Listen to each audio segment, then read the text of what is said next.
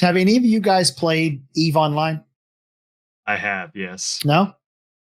Slightly. Slightly. Okay, so there's a couple of things that I have been running through my mind listening to you guys talk about this. Number one, that company, I can't remember the name of the company that runs that company, but runs that game. But they have an economist that works for them. That's a full time. That's what they have an economist that works there. But the second thing, and I find this just fascinating, and I really wish more MMOs would do this. Their response to people finding a meta or finding even an exploit or a loophole is jolly good show. Yeah. Like let it work itself out. And because the more you try to put your thumb down on a system like this, a group of people like this, the more they're going to rebel against it, the more they're going to find more ways. And even though I agree with Truth Eternal in the comments that, you know, maybe this game may not be really high up on metas, you may not have a lot of metas, there still will be some metas, and people will always find the meta. So it's like, stop trying to stop people from finding the damn meta and just make your game and be done with it. And that's kind of how I feel about it. Let the meta guys go do the meta thing. They're going to anyway. Yeah. I mean, sorry, go ahead, guys. I mean, even if it's a self-perceived meta, right? Like, it doesn't matter if that's the actual meta. If that's the community, if that is the community agreed upon meta, then that is the meta. I mean, that's the thing about it, is it can be the meta and still not actually be the meta. Now we have the power of the internet and millions of minds working towards finding the actual meta. So it's usually actually found, like what you're saying. So, I mean, just, a middle ground there between what Truth is saying and what you're saying there, Xillin, like, is, yes, there's always a meta. And I would say 99, times out of 100 that it's going to be found, but I don't think it's going to be as clear in Ashes. It's going to take a lot more work than people are used to. And so, but one of the approaches that I really like, I think I've said this on stream before. I'm going to build Blizzard up here real quick, and I'll be sure to kick them down at some point. And I know a lot of people hate it, but I like their approach to the D3 meta. They don't sit there and go, oh, this is, they're not as concerned with people finding the meta because they know that they're going to within Diablo 3. They're just like, okay, let's just make sure the meta's not too overpowered.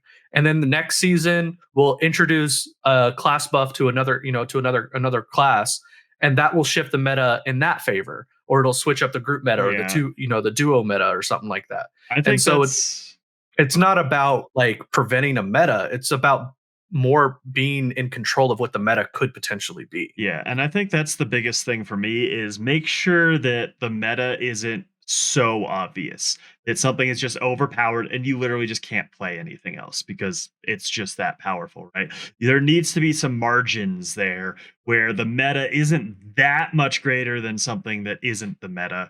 I mean, metas are going to form, and we talked about this last week, I believe, or 2 weeks ago, about how it's going to be hard to form a meta in Ashes because nodes literally how regional the game's going to be. Well, how regional, and then also like each server is different, right? You might have certain best in slot items locked behind a certain tier 6 node, and that's not on your server. So you have to make do with whatever your server has to make the most powerful character you have.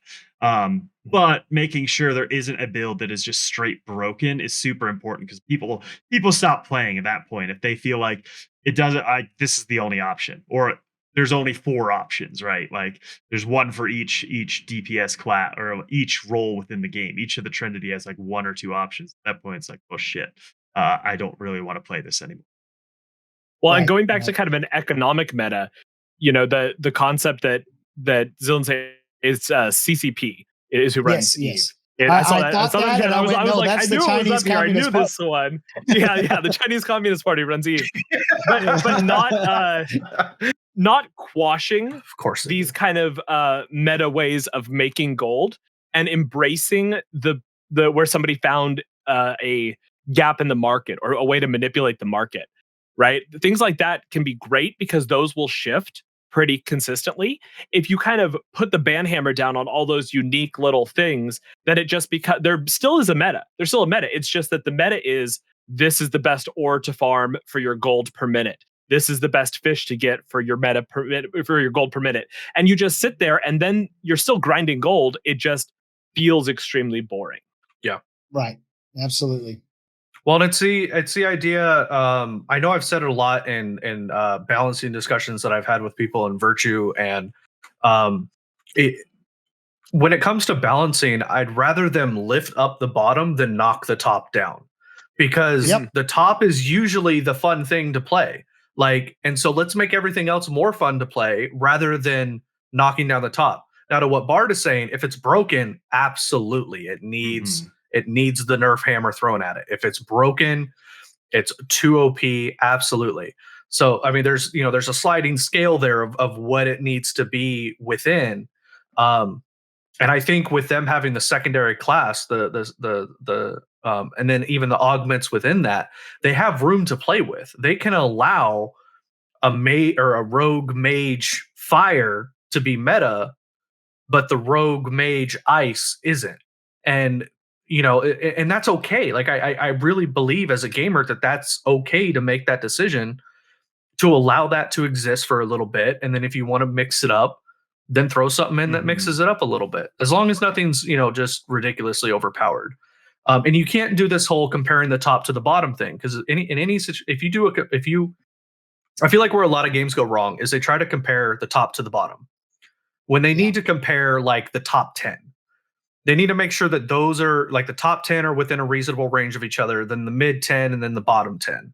Because if you do bottom to top, it's never going to be balanced, and you're constantly going to be either knocking people down or boosting people up.